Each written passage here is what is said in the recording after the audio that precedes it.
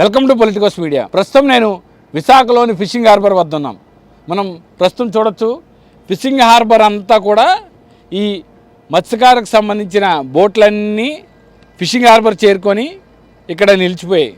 ఎందుకంటే ప్రస్తుతం Iran, America, Israel యుద్ధ నేపథ్యంలో చమురు సంస్థలు ఏదైతే ఆయిల్ కొరత ఏర్పడడంతో పారిశ్రామికంగా సబ్సిడీపై ఇవ్వాల్సిన డీజిల్ ఈ మత్స్యకారులకు అందకపోవడంతో, ఆ రేటు పెరిగిపోవడంతో మత్స్యకారులు ఎవరో కూడా చేపల వేటకు వెళ్ళలేని పరిస్థితి. దీంతో దిక్కు తోచని స్థితిలో మత్స్యకారులంతా తమ బోట్లన్నీ కూడా ఈ ఫిషింగ్ హార్బర్లో ఇలాగా లంగర వేసేసి ఇక్కడే ఉంచేసిన పరిస్థితి అయితే ఉంది. మనం చూసుకోవచ్చు, దాదాపు చాలా బోట్లు, అసలు ఫిషింగ్ హార్బర్ ఎక్కడా కూడా ఖాళీ లేదు. ఒకదాని వెనక ఒకటి మొత్తం కట్టేసిన పరిస్థితి అయితే ఉంది. దాదాపు 3 వరుసల్లో ఈ ఫిషింగ్ బోట్లన్నీ కూడా ఇక్కడ నిలిచిపోయాయి. చేపల వేట చేయలేని పరిస్థితిలో ఈ మత్స్యకారులంతా కూడా ఉన్నామని ఆవేదన వ్యక్తం చేస్తున్నారు. ఎందుకంటే చేపల వేటకు వెళ్తేనే తమ జీవనం సాగుతుందని మత్స్యకారులందరూ కూడా చెబుతున్న పరిస్థితి నేపథ్యంలో ప్రస్తుతం వేట నిషేధ సమయానికి ముందే ఈ సంక్షోభం రావడంతో ఈ మత్స్యకారులు ఎవరో కూడా చేపల వేటకు వెళ్ళారు. ఎందుకంటే ఈ బోట్లు నడవాలంటే ఖచ్చితంగా కావాల్సింది డీజిల్. సో అటువంటి డీజిల్ సరైన ధరకు లభించకపోవడంతో మత్స్యకారులు ఎవరో కూడా చేపల వేటకు వెళ్ళలేకపోతున్నారు. సో ఆ కారణంగా ఈ ఫిషింగ్ హార్బర్లో బోట్లన్నీ నిలిచిపోయి, సో ఇక్కడ ఈ మత్స్య పరిశ్రమపై ఆధారపడి జీవిస్తున్న అనేక మంది మత్స్యకారులు అలాగే ఎక్స్పోర్టర్స్ తీవ్ర ఇబ్బందులు అయితే ఎదుర్కొంటున్నారు. సో మన దగ్గర కొంతమంది మత్స్యకార నాయకులు అలాగే ఏవైతే ఈ ఫిషింగ్ బోట్లకు సంబంధించి యజమానులు కూడా ఉన్నారో వారిని అడిగి ఈ విషయాలన్నీ తెలుసుకుందాం. సో ఈ డీజిల్ కొరతకు సంబంధించి, డీజిల్ కొరత వలన మత్స్యకారులు ఎటువంటి నష్టం వాటిల్తుంది, ఎంతమంది దీనిపై ఆధారపడి జీవిస్తున్నారు, వారు ఎటువంటి ఇబ్బందులు ఎదుర్కొంటున్నారనే విషయాలను మనతో మాట్లాడేందుకు east Coast mechanised fishing boat owners అధ్యక్షులు వాసుపల్లి జానకిరామ్ గారు మనతో ఉన్నారు. సార్ చెప్పండి, ఈ డీజిల్ కొరత కారణంగా ఇప్పుడే చాలా బోట్లన్నీ కూడా ఫిషింగ్ హార్బర్లో మేము చూసాం, అన్నీ కూడా వచ్చేసి ఉన్నాయి. సో ఈ పరిశ్రమ మీద ఆధారపడి ఎంతమంది జీవిస్తున్నారు, ఎంతమంది నష్టపోయే అవకాశం ఉంది? ప్రధానంగా విశాఖపట్నం ఫిషింగ్ హార్బర్లో 800 వరకు మెకనైజ్డ్ బోట్స్ ఉన్నాయండి. దాదాపుగా 1500 మోటరైజ్డ్ బోట్స్ ఉన్నాయి. సో దీని మీద డైరెక్ట్గా 30,000 మంది మత్స్యకారులు ఉపాధి పొందుతున్నటువంటి అతిపెద్ద వ్యవస్థ ఇది. విశాఖపట్నం ఫిషింగ్ హార్బర్ అంటే అతిపెద్ద మత్స్య పరిశ్రమ. ఈ మత్స్య పరిశ్రమ ఎప్పుడైతే ఇరాన్ యుద్ధం మొదలైందో ఆ యుద్ధం తాలూకా ప్రభావము ఫస్ట్ ఆఫ్ ఆల్ ఏంటంటే రేట్లు డౌన్ అయిపోయి, ఎందుకంటే విశాఖపట్నం నుంచి టోనా ఎక్కువగా ఎక్స్పోర్ట్ అవుతూ ఉంటుంది. ఆ టోనా రేట్లు డౌన్ అయిపోయి ఒకప్పుడు 190 రూపాయలు 200 రూపాయలు కేజీ ఉన్నటువంటి టోనా ఈరోజు 110 రూపాయలకు వచ్చేసింది. ఇటువంటి ఒడిదొడుకుల్లో ఉన్నా కూడా వేటకు సముద్రంలో పంపిద్దామంటే కూడా డీజిల్ లభ్యత అనేది లేదు. ఎందుకంటే ఇది జరుగుతుందే ప్రపంచంలోని వరల్డ్ వార్ లాగా జరుగుతుందే డీజిల్ క్రైసిస్ మీద, ఈ తాలూకా పెట్రోలియం వారు జరుగుతూ ఉంది. ఇటువంటి పరిస్థితుల్లోని కేంద్రం ముందుగానే దీని మీద ముందస్తు చర్యలు తీసుకోవాలి, రాష్ట్ర ప్రభుత్వం కూడా ఆ విధంగా చర్యలు తీసుకోవాలి. ఈ సమస్య ఏంటి, గత వారం రోజుల్లోనే ఒక్క రోజులోనే 24 రూపాయలు లీటర్ పెరిగిపోయిందండి. అంటే ఇండస్ట్రీస్లో పెట్టేశారు.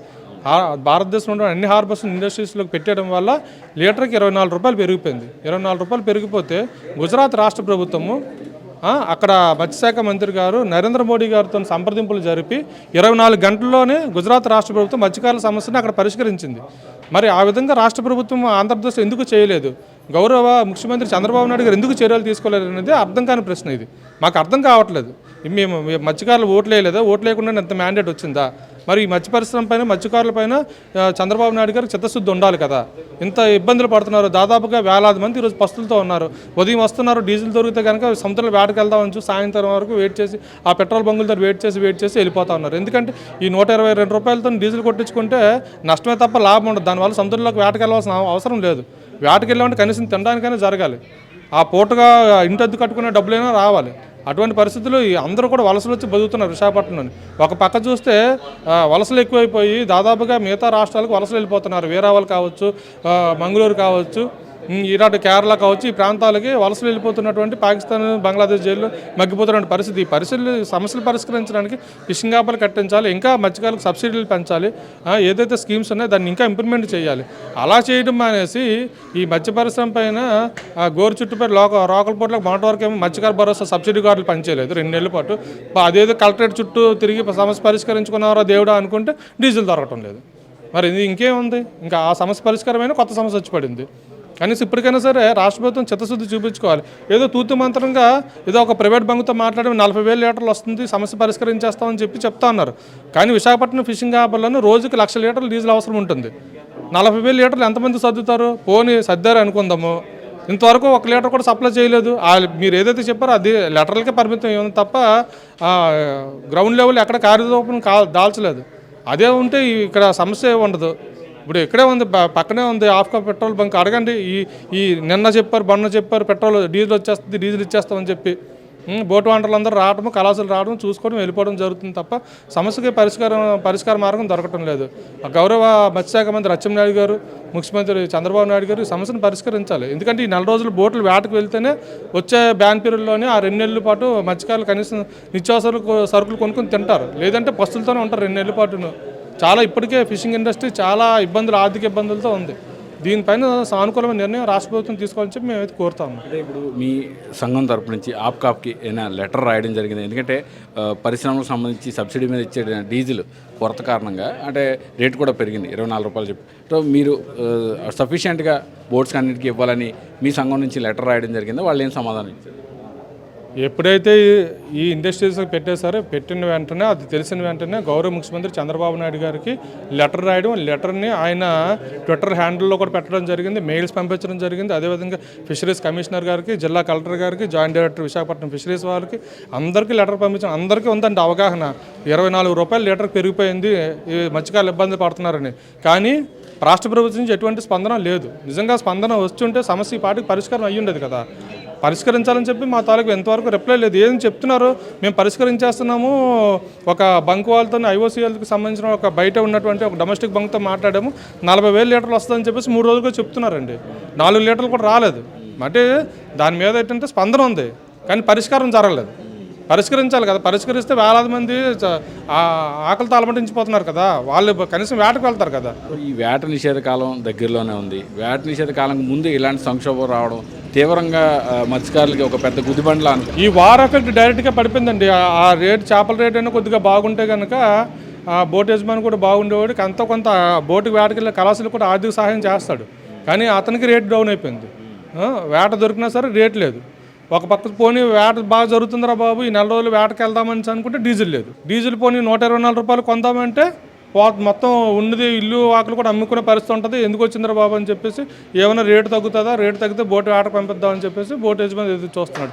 బోట్ యజమాని ఎప్పుడు వేటకు సముద్రంలోకి మమ్మల్ని పంపిస్తారని చెప్పేసి మత్స్యకారులు ఎదురు చూస్తున్నారు.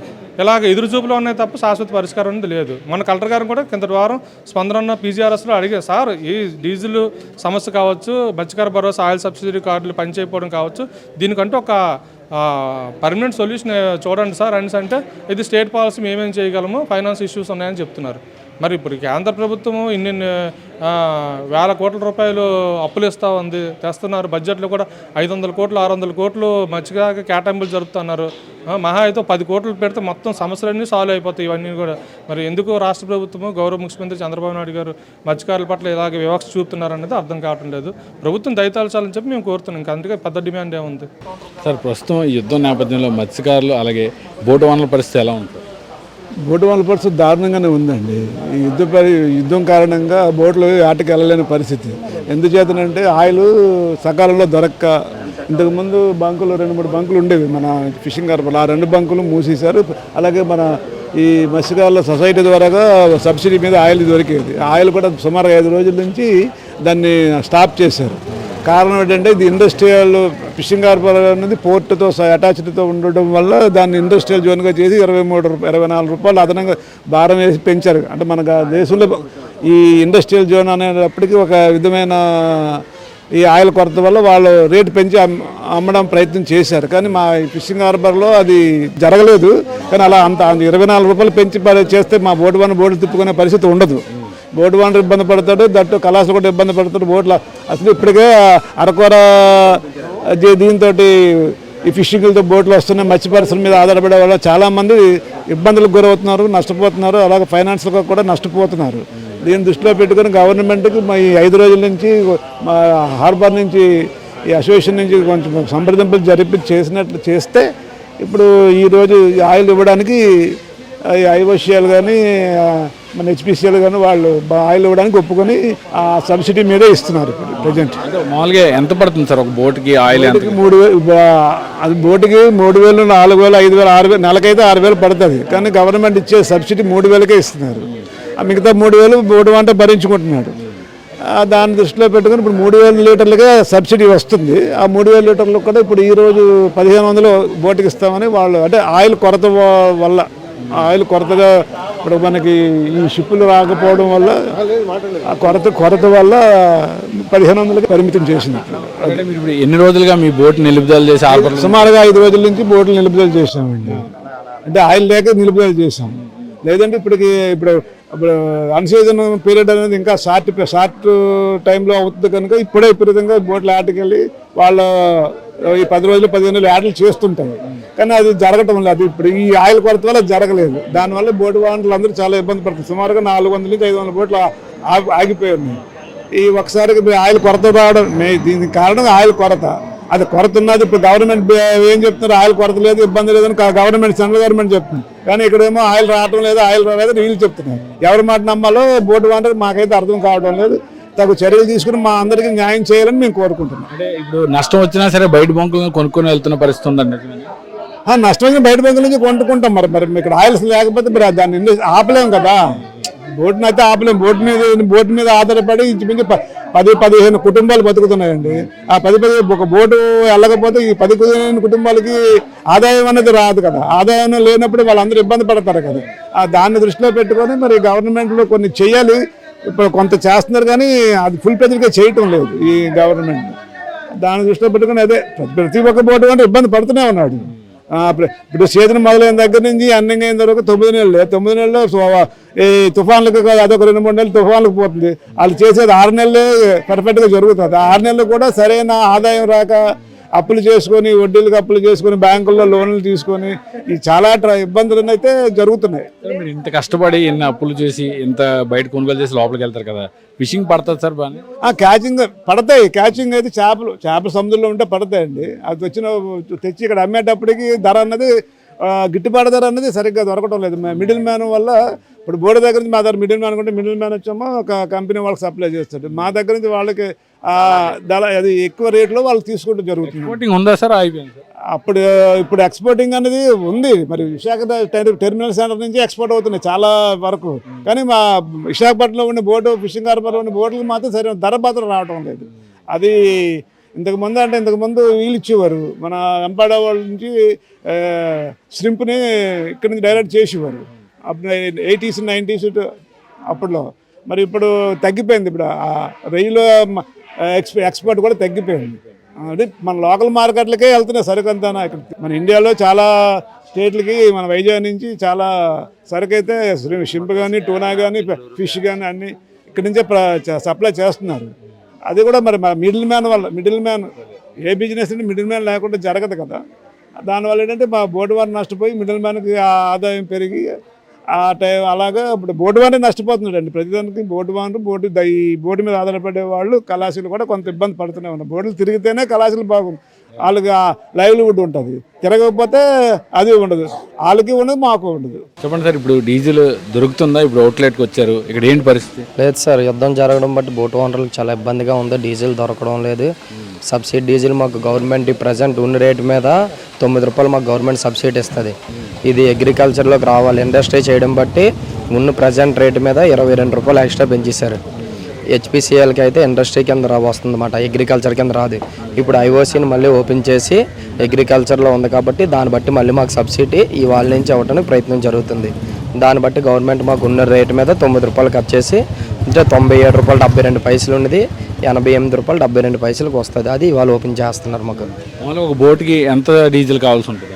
ఒక బోటు కంటే ఉన్న కెపాసిటీ గవర్నమెంట్ మాకు 3000 లీటర్లకు సబ్సిడీ ఇస్తుంది. బోటు కానీ కంటిన్యూగా వేటకి వెళ్తే నెలకు 3000 లీటర్లు సరిపోదు. ఒక్కొక్క బోటుకి 5000 లీటర్లు 6000 లీటర్లు కూడా అవుతుంది. మిగతా 3000 లీటర్లు సబ్సిడీ లేకుండా ఈ 9 రూపాయలు గవర్నమెంట్ యాడ్ చేసుకుని ఆయిల్ మాకు ఇస్తుంది. ఇక్కడ మామూలుగా అయితే 3000 లీటర్లు సరిపోదు. అంటే ఒక బోటు మీద ఎంతమంది వెళ్తారు? ఇప్పుడు బోటు వెళ్ళకపోతే నష్టమేనా? ఒక్క బోటుకి మినిమమ్ 8 మంది వెళ్తారు. 8 మంది నుంచి 10-12 మంది వెళ్ళిన బోట్లు కూడా ఉన్నాయి. కానీ గవర్నమెంట్ మాత్రం 8 మందికే మత్స్యకార భరోసా కూడా ఒక బోటుకి ఇస్తుంది. ఒక్కొక్క బోట్లో 10-12 మంది కూడా వేటకు వెళ్తారు. అంటే గత కొద్ది రోజులుగా ఈ యుద్ధం కారణంగా మీరు చెప్పినట్లే డీజిల్ దొరక్క బోట్లన్నీ కూడా హార్బర్కి చేరుకున్నాయి. అంటే ఈ పరిశ్రమ మీద ఆధారపడి ఉన్న వాళ్ళంతా కూడా బోట్లు కట్టక ఆల్రెడీ మత్స్య పరిశ్రమ మొత్తం 90% క్లోజ్ అయిపోయింది యుద్ధం పరిస్థితి వల్ల. ఈ 10% బోట్లు కూడా ఉండలేక కొన్ని మంది బయట బంకులు వేసుకొని ఆయిల్ వెళ్తున్నారు. ఇప్పుడు ఏది లేక 100% మూతపడిపోయిన పరిస్థితికి వచ్చింది మత్స్య పరిశ్రమ. కళాశాల కూడా బోట్లు వెళ్ళక చాలా ఇబ్బంది పరిస్థితులు ఎదుర్కొంటున్నారు.